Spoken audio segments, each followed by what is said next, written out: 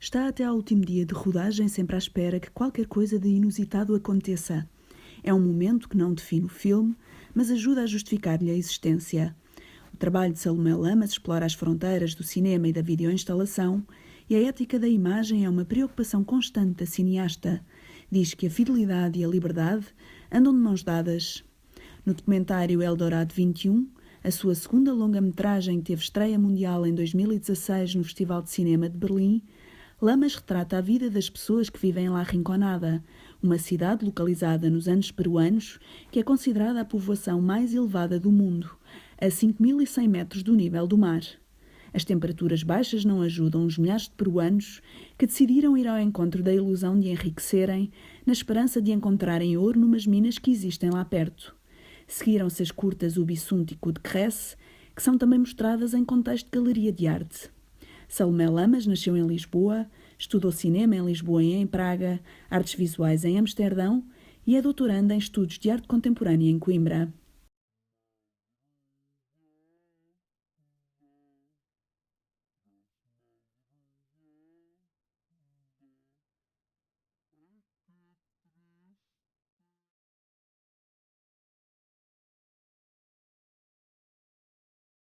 O Fata Morgana é um projeto que foi iniciado no início de 2016 e surgiu de uma espécie de um interesse ou uma curiosidade pelo Médio Oriente.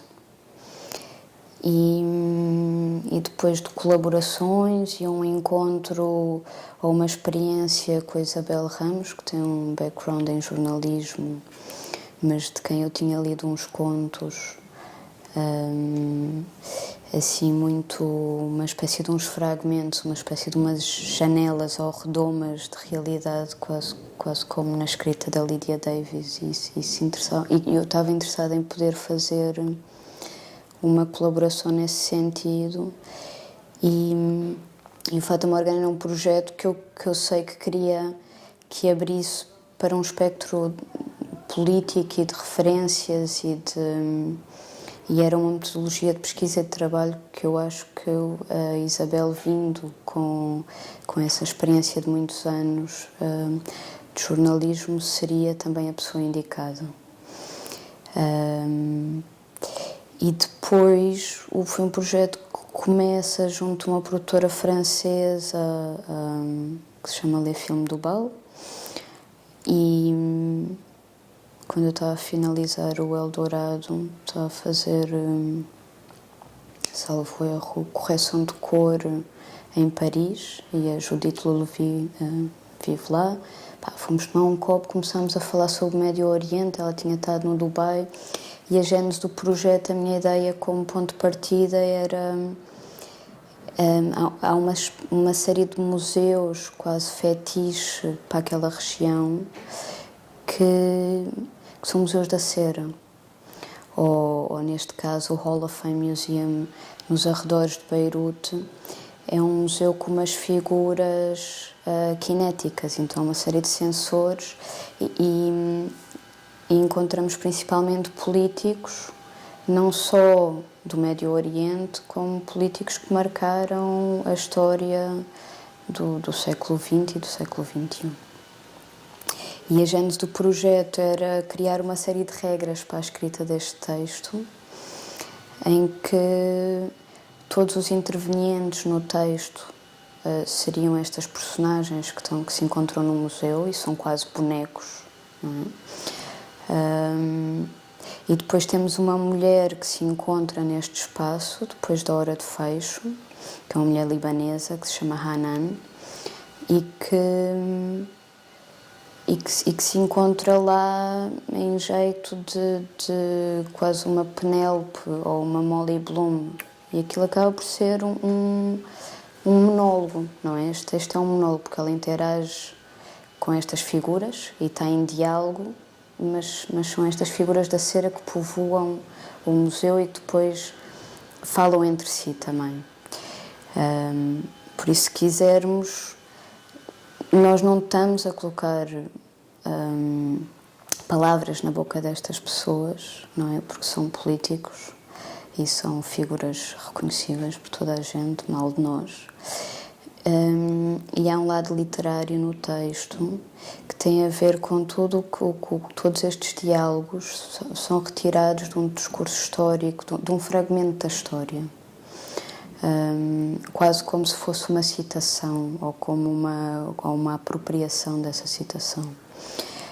E é gerar o caos e pôr, saltar as cronologias e os períodos históricos. No fundo, nós selecionamos desde o final da Segunda Guerra Mundial até à atualidade uma série de eventos que podiam ser permutáveis por outros, não é? Mas que têm ali uma função de adição e de tentar povoar um bocadinho o que é que foi, o que é geopolítica e o que é que são estes interesses que movem a atualidade ou que foram definindo o nosso mundo e a nossa sociedade. E a Hanan tenta entrar em diálogo, tenta perceber, e no início é muito cuidadosa e tenta ajustar as estátuas, tenta perceber, não é? E acaba a destruir tudo, porque é o caos e porque na verdade, um bocadinho aquela ideia em que nós vivemos quase sufocados por uma série de outros interesses, e depois a questão do que é que são países, o que é que são fronteiras, o que é a identidade, e perceber que se calhar houve uma série de decisões que foram realizadas por pessoas influentes, mas para seu próprio proveito, ou por alianças que surgiam ou que existiam em determinado momento. Depois, quando muda a configuração de qualquer coisa, muda radicalmente. Por isso, no fundo, é este caos e tentar... Por isso é um projeto que funciona por adição.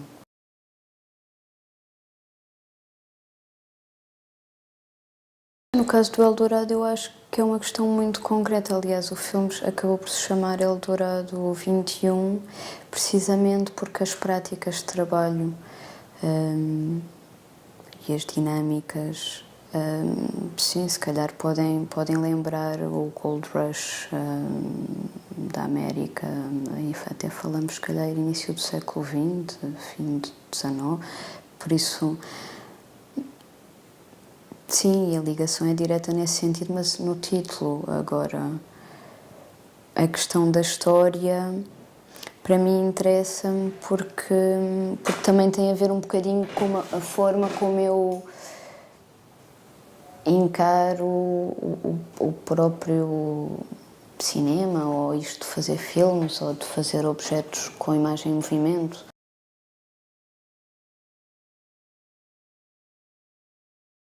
Mesmo que se esteja a trabalhar o real, existe uma grande liberdade em fazê-lo.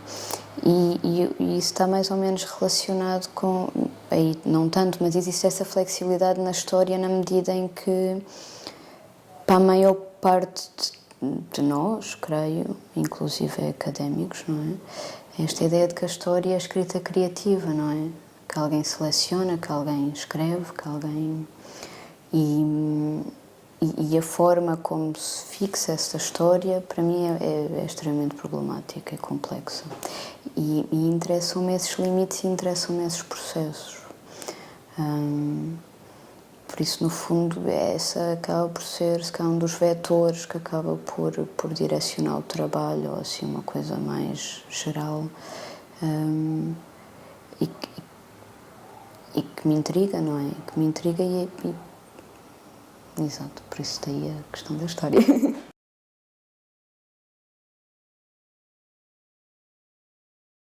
Claro, e daí a tal questão de paraficção, ou de... Eu acho que tem... Aí depois abrem-se duas outras questões na história que também me interessam, que têm a ver... Primeiro é poder capturar alguma coisa que ainda não está, ou que foi negligenciada de alguma forma, por aqueles que escrevem a dita história, não é? E que criam estas redomas, e que encapsulam, não é? De alguma forma. Se bem que porque isso cruza hoje em dia e isso também está presente no Fata Morgana com a forma como nós acedemos à informação e como é que essa informação é produzida. E hoje em dia é produzida de uma forma muito mais acelerada. E há também mais, não é? Antes era mais complicado de alguma forma, mas haviam menos pontos de contacto. E depois há esta questão de tentar fixar aquilo que não pode ser contado pela história também, que são questões, por exemplo, do trauma, não é? De como é que alguém... Como é que tu relembras o trauma?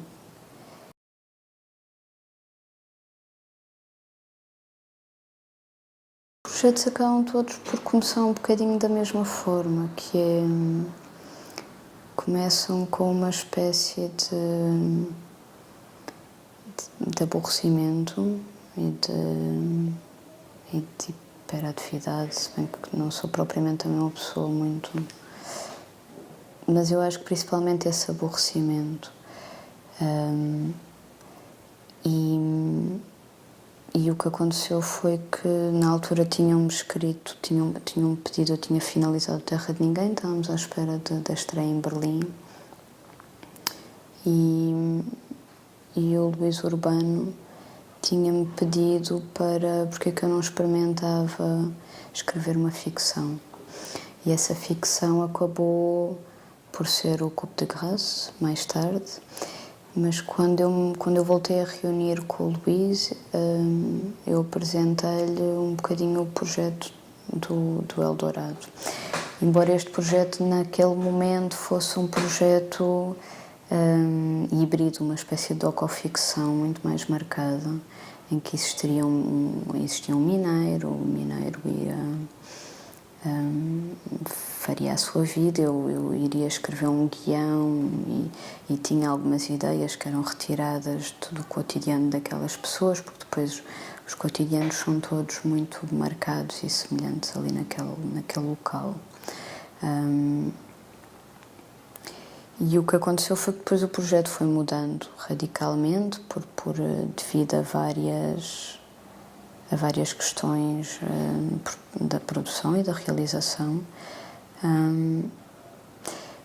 Mas foi assim que surgiu. Agora, a questão é porque é que surgem estes projetos que acabam por normalmente não ser, muitas vezes em Portugal, não é?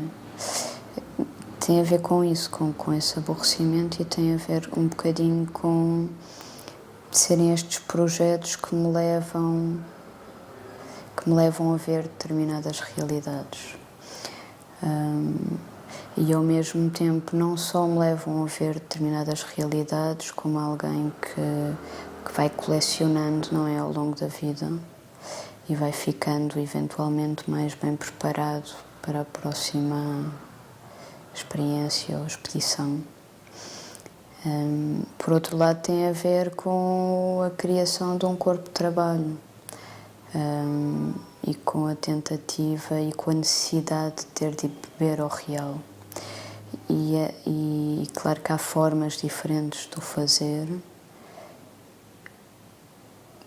mas eu acabei por optar, e não sei se vai continuar, não é, por enquanto serve, mas de criar uma espécie de atrito e de criar uma espécie de desafio, não é?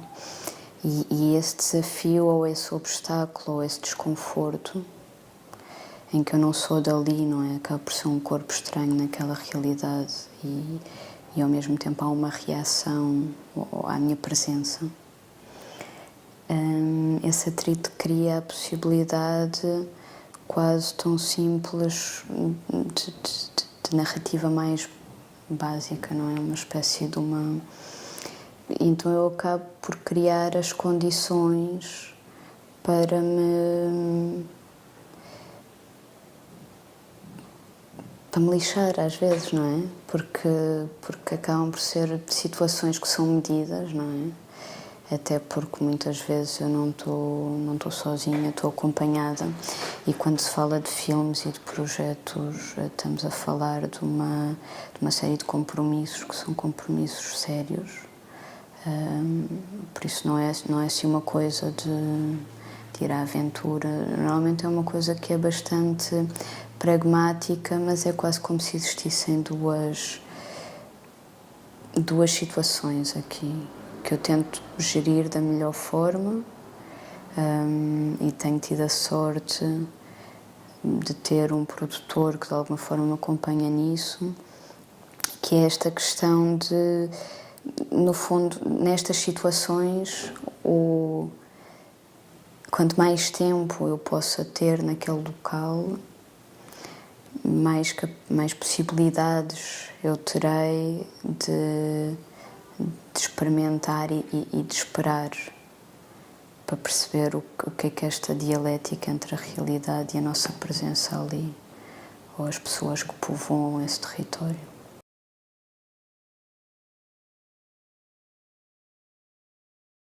Uma espécie de curiosidade e quase um mergulho de cabeça nesta realidade. E quando eu te falava do tempo e da espera, tem a ver às vezes, não tem a ver com ficção, tem a ver com...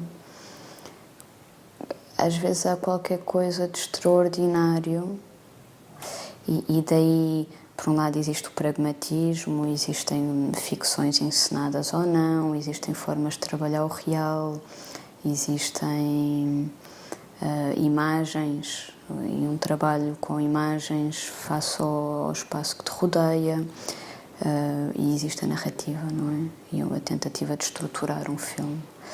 Mas, por outro lado, existe uma coisa que é quase próxima do sagrado, não é? Que tem a ver com a espera. E que tem a ver com a espera até que surja... É algo que, quando acontece, é mágico. E isso nem sempre se tem a sorte de acontecer em todos os filmes. E é algo que tu vais tentando estimular sem saber muito bem se é eficaz ou não. Mas eu estou sempre à espera, por muito que tenha um plano, até porque a minha equipa tem que ter um mapa de rodagem, tem que ter... Eu estou sempre à espera de qualquer coisa até ao último dia. E isso cria-me uma ansiedade gigante. Porque esse momento, quando acontece, eu não vou dizer que faz o filme, porque o filme não é feito de momentos, mas é muito especial.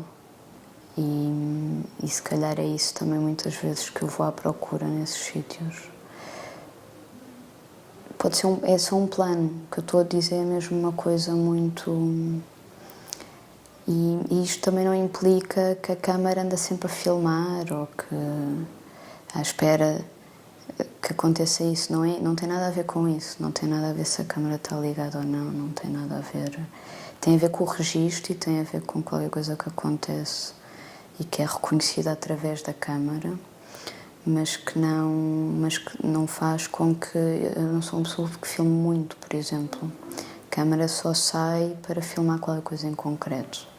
E para filmar qualquer coisa em concreto tem que ser qualquer coisa que vai entrar dentro de uma estrutura. Sim, eu não vou dizer que não conduzi entrevistas no Eldorado enquanto esperava por outros processos ou outras coisas, sabendo que poderia utilizá-los em determinadas circunstâncias. Não te vou dizer que filmei a imagem sabendo que... Posso dizer que filmei a imagem sabendo que nunca iria usar a imagem à partida.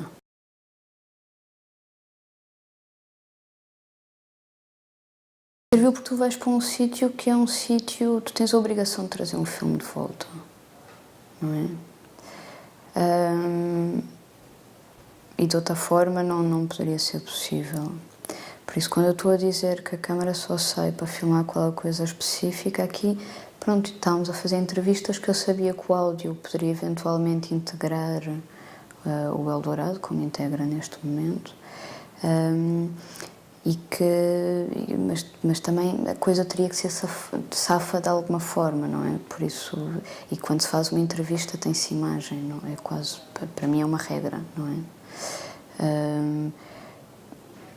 Agora, quando eu digo que a câmara não anda por aí, é por muito que tu estejas aflito, neste caso, quando às vezes não há uma estrutura ou se está à procura de qualquer coisa e se está a lutar contra o tempo, porque isso tem a ver com a tal questão de, não é, neste tipo de situações, quanto maior o orçamento, mais tempo eu posso ocupar naquela realidade com os recursos adequados, não é? E foi um bocadinho esse pacto que foi feito. Agora, a câmara sai para cumprir uma função. E nesse sentido tem que haver um objetivo.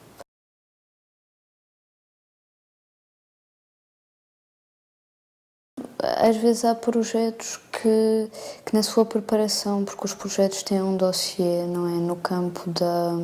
Primeiro, quando se trata de ficção, eu não sei escrever guiões, não sei escrever diálogos, por isso normalmente trabalho com outras pessoas, umas mais em que realmente o ping-pong de ideias funciona melhor e outras que são só, ou que são também muito boas com a formatação e a criar soluções, porque têm uma experiência enquanto argumentistas e etc. Sei escrever treatments cinematográficos, não é? E normalmente eles acabam por se proteger com uma série de, se quisermos, de teorias barrocas que funcionam bem ou mal no papel, se calhar também não enganam toda a gente,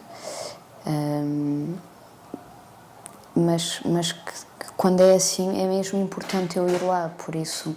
E muitas vezes se eu lá for numa situação anterior à rodagem, depois a coisa não é igual. No caso do Eldorado, quando nós fomos a primeira vez à Rinconada no ano anterior, por um lado havia uma série de desafios que eram precisos de ser verificados, perceber se era possível levar uma equipa lá em cima, se era possível montar uma produção, etc. Mas, além disso, eu sabia que aquele local, quando eu regressasse, não ia estar igual. Porque as pessoas, quando podem, não estão lá, Mas nas outras situações, normalmente tem a ver com este mergulho, realmente, que eu te falava. Em relação ao Eldorado, aquilo que referias sobre o que é que se vê e o que é que não se vê, tem a ver com uma preocupação que eu tinha e com um posicionamento crítico perante outras atitudes de colegas meus, que eu acho que não são só atitudes, no fundo não tem nada a ver com a prática do cinema de não ficção, acho que tem a ver, no fundo, no final o final da questão para mim é que tipo de pessoa é que tu és para o mundo e nas tuas relações individuais, pessoais. E isso tem a ver às vezes com com as questões éticas que estão, e às vezes a linha é muito ténue, não é? Quando é que tu passas para o campo da pornografia?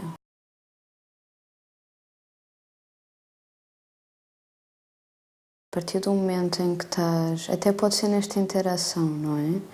E que é, tu tens o poder neste momento. Tudo bem que estás a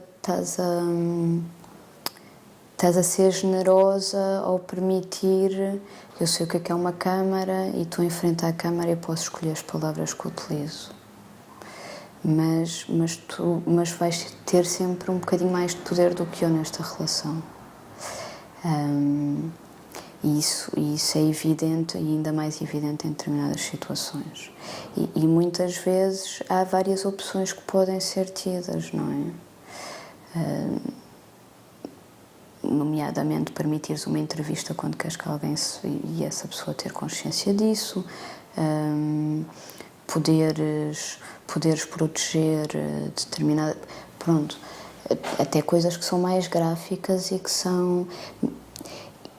Porque fazer cinema de não ficção é uma coisa suja e é uma coisa que deixa sempre as mãos sujas, por muito que as esfregues e que as limpes. Mas eu não estou a dizer que alguém eu tenho que fazer e porque que... Primeiro dá-me prazer, depois tem a ver com essa curiosidade e com quase essa tarefa do colecionador, não é? Depois eu encaro esta ideia de fazer filmes quase como alguém que traduz a realidade, não é? Que transporta a linguagem do real numa linguagem cinematográfica, se quisermos. E interessa muito perceber o que é que está neste processo, não é? Falamos de tradução quase no sentido, sei lá, apropriando as palavras do Benjamin, esta questão, não é? Onde dois conceitos que se calhar não se encontram noutras situações, que é fidelidade e liberdade, andam de mãos dadas. E esse processo interessa muito, não é? No fundo, uma boa tradução não é... Isso tem a ver um bocadinho também com esta ideia de que já não estamos numa situação de espelho com a realidade, não é? E isso também já não é... Já não estamos nesse engano. E por um lado, se por um lado a tradução pode ser imensamente criativa, tu estás a tentar respeitar realmente o real. Estás a criar, mas se a tradução for boa, eu para ler uma boa tradução eu não preciso de conhecer a origem da tradução, não é? E então são um bocadinho essas coisas que me interessam, no fundo, alguém que vai criando uma cartografia, que vai criando... Agora, quando eu falava da questão ética, tem a ver como é que tu podes tornar... Primeiro é aceitar o facto de que existe sempre uma relação de poder, não é? Mesmo nas nossas relações com os nossos irmãos, com a nossa família, com os nossos amigos. E como é que tu tornas esta relação de poder produtiva de alguma forma?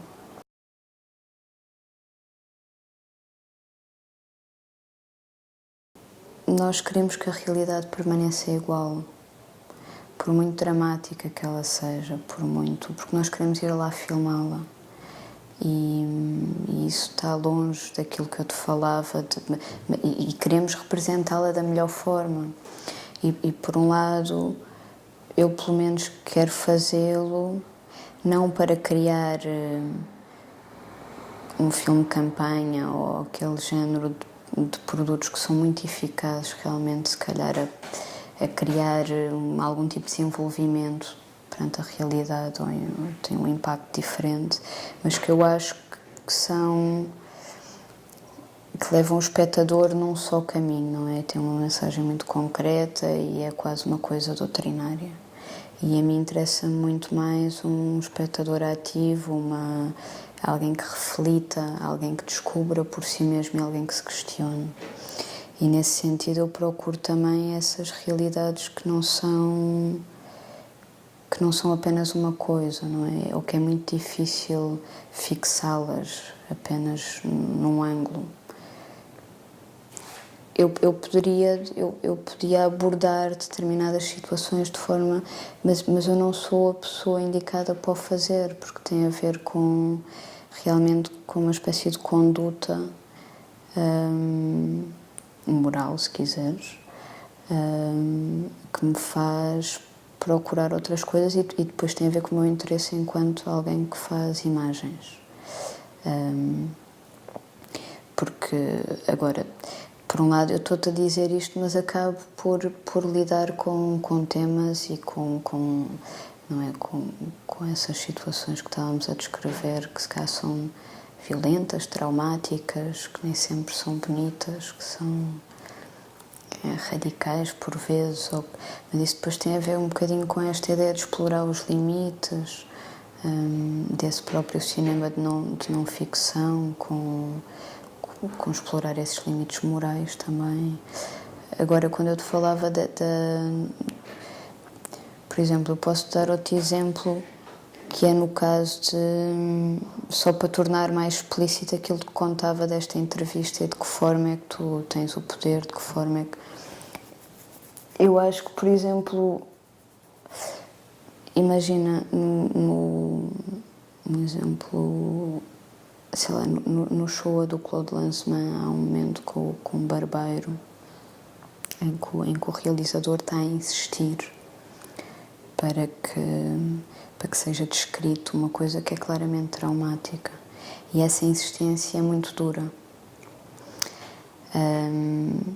Ou seja, o Claude Lanzmann está a ser um cabrão. Se a voz dele não estivesse lá, para mim ser-me mais difícil perdoar esse ato. A partir do momento em que nós todos que estamos a ver aquele filme temos a consciência que ele é um cabrão, não sei o que é que melhora aqui, mas melhora qualquer coisa.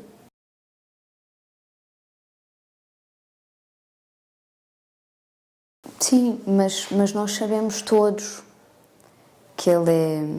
Pronto, e depois as pessoas fazem o que quiserem, não é? Por isso, se ele quer ser um cabrão, pode ser um cabrão.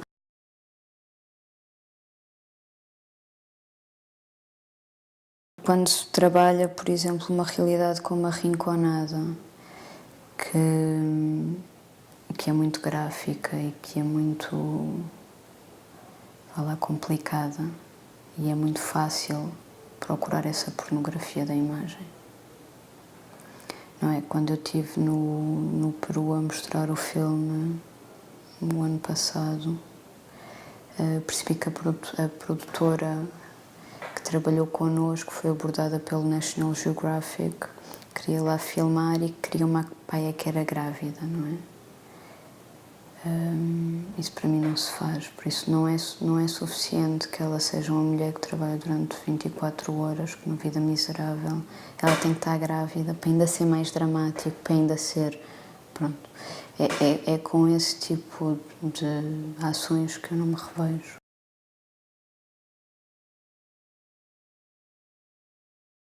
Isso é uma questão, realmente, e depois há outra questão que é até que ponto é que, com o rigor formal e com uma opção pelo quadro e com uma opção pela composição, não te está a retirar algo de mais humano, algo mais essencial, não é? Como é que tu balanças as duas coisas? São questões problemáticas.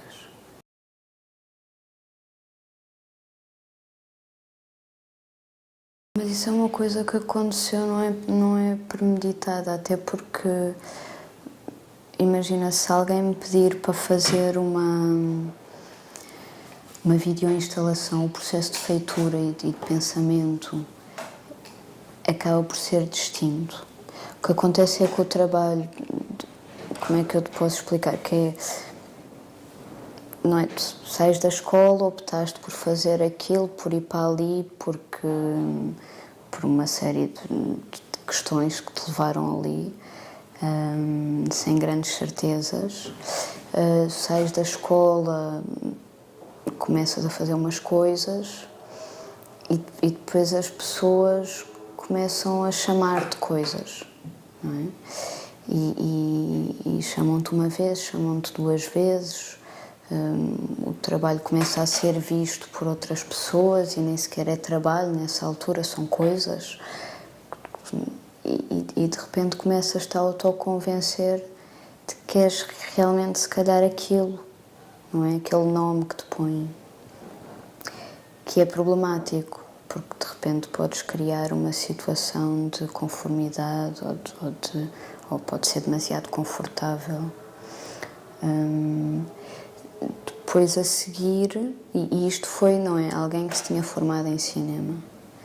Depois tens uma série de outras pessoas que aparecem e que começam a pedir para mostrar as coisas em outros sítios, não é? E que acreditam que aquelas coisas têm essa possibilidade, não é? De se mexer.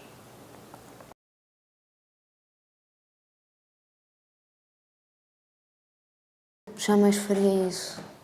Não,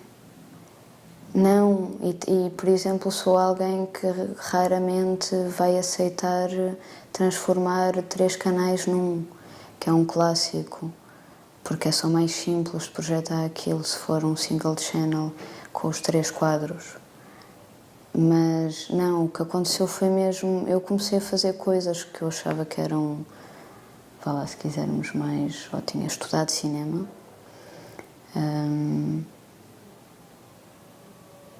E de repente havia essa possibilidade das coisas viajarem. A partir do momento, e isso é uma coisa que é recente, que me é pedido, imagina uma comissão para um espaço, uma instituição artística. A forma de estruturar essa obra é muito distinta da forma de estruturar um filme. E sim, é mesmo distinta, mesmo que haja, mesmo em situações como pedirem-te para trabalhar ou para, vá lá, reeditar imagens que tu tenhas para criar um outro. Tem que se pensar várias vezes, porque senão é gratuito, porque senão é fácil, porque senão é só dizer que sim, sempre que te perguntam qualquer coisa. E há uma espécie de lógicas que são diferentes, porque o espectador comporta-se de forma distinta num espaço e noutro. Não é? Porque. E acede ao trabalho de uma forma diferente. Não é? Por exemplo, quando tu trabalhas uma obra no espaço, tu podes pensar, ou mesmo várias obras instaladas num espaço, podes pensar qual é que é o percurso que o espectador faz, e deves pensá-lo, não é? Podes pensar, tens a obrigação de o fazer. E o mesmo, o que é que ele vê primeiro, não é? E isso é muito diferente da forma como tu apresentas um filme e a questão de estar, ou o ato de sentares numa sala de cinema. À partida, quando entras numa sala de cinema, se saíres não é para regressares. Por isso há dinâmicas que são diferentes, e depois há sistemas diferentes, há sistemas de trabalho e colaboradores que são distintos, não é? Trabalhar com... são processos distintos. Agora, a verdade é que se calhar há filmes que têm essa possibilidade de ser mostrados nesse outro local e que não foram pensados para ser isso.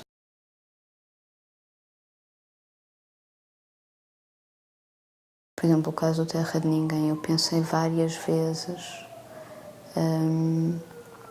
se me sentiria confortável ou não com essa ideia, com esse convite. E depois percebi que queria tentar, sem grandes certezas, mas se calhar era uma altura ou um momento em que faria sentido. E achei que o filme que já tem aquela estrutura fragmentada, etc.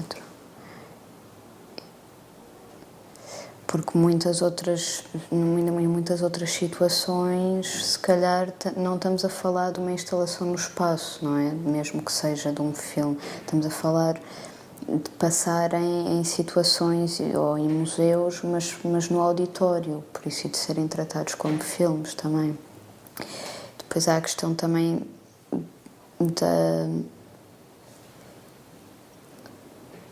de um desejo da atualidade de pôr realizador, não é? Tem a ver com modinhas às vezes também.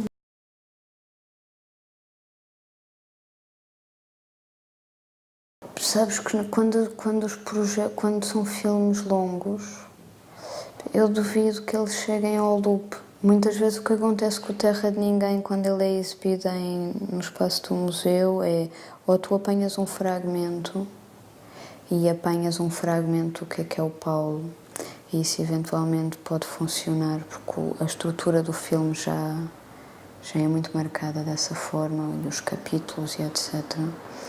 Ou então vais ter a necessidade, quando chega aos créditos, porque eles são muito marcados, por isso não existe essa ideia de loop. Muitas vezes tu tens aquilo vai em loop realmente, mas tu percebes onde é que é o início e o fim muito claramente. E não é uma obra que pela sua duração seja uma obra convencional, não é de convencional, é dentro dessa lógica de loops e de obras mais curtas que são realmente feitas para ser loops. Por isso, dessa forma eu acho que não acontece. Agora também é curioso, se calhar quando eu penso instalações, a verdade é que elas acabam por ser bastante longas e acabam sempre por ter uma lógica que, embora o loop faça sentido e seja pensado, elas continuam sempre a ter, se quisermos, um início e um fim.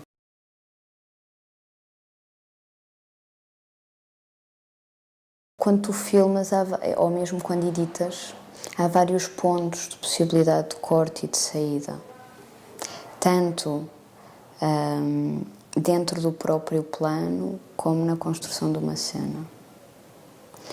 E muitas vezes os planos, quando tu os filmas, têm quase como se que tivesse carimbado ou uma inscrição com a sua própria durée. E os planos comunicam-te a sua duração de alguma forma. Às vezes tu nem sempre consegues respeitar a duração interna do plano ao incluí-la num esqueleto depois do que é uma cena, do que é um filme ou do que é uma sequência. Mas muitas vezes tentas respeitá-lo, não é? O que acontece quando tu estendes um plano que depois não está tão ligado a este, que também é desvinculado desta questão, mas que também acontece, que é tu começas a reparar noutras coisas que se aquilo fosse mais curto não repararias, não é? Ou o teu olhar começa a fixar e o teu pensamento começa a ir para outros sítios também. E isso interessa-me, o que é que pode acontecer nessa espécie de... Às vezes pode ser dormência, outras vezes pode ser... E eu acho que isso é... Pronto, a mim não me dá seca, não é? Mas sinceramente há muito poucas coisas que me dão seca. Se calhar cinema de ação, assim uma americanada mal feita, que mexa muito. Às vezes eu não consigo, às vezes apanho nos aviões,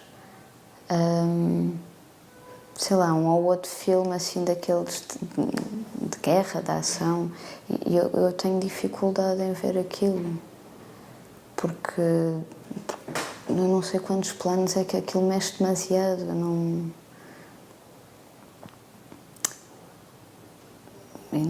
tenho problema com outro. Agora, eu acho que isto não quer dizer que eu adoro tudo o que seja, até porque há uma corrente ou uma série de filmes e de uma família de autores que foram apelidados no dito slow cinema, não é? E há filmes muito maus, por isso eu não quero identificar-me, nem acho que seja, depois nem sequer tem ressonâncias propriamente depois com essas famílias, Mas voltando também há bocado àquilo que nós estávamos a falar, do dar nome às coisas, e mesmo esta questão da paraficção que eu comecei a utilizar, que entretanto já comecei a ver outras pessoas que escrevem, a utilizar e a juntar outras pessoas no mesmo só. Para mim é só muito... Não sei, eu confesso que aprendo muito com um bom moderador, com uma pergunta por parte do público, seja ele que público for, não se trata propriamente de público especializado ou não. Não há nada que me dê mais prazer de poder aceitar um convite para ir, sei lá, a uma vila mais pequena, ou mostrar o filme num contexto que nem sempre às vezes as condições são as melhores. Sei lá, a primeira vez que eu fui à festa do Avante foi para mostrar o Terra de Ninguém. Eu não sei como é que as pessoas estavam dentro daquela sala, porque estava imenso calor. Era numa tenda, pronto, e as pessoas ficaram, e depois havia... Por isso, há sempre... Por um lado, surpreende-me sempre como é que alguém fica a ver, não é? E depois aprendo sempre muito com essa possibilidade de diálogo, ou descubro coisas sobre o próprio trabalho.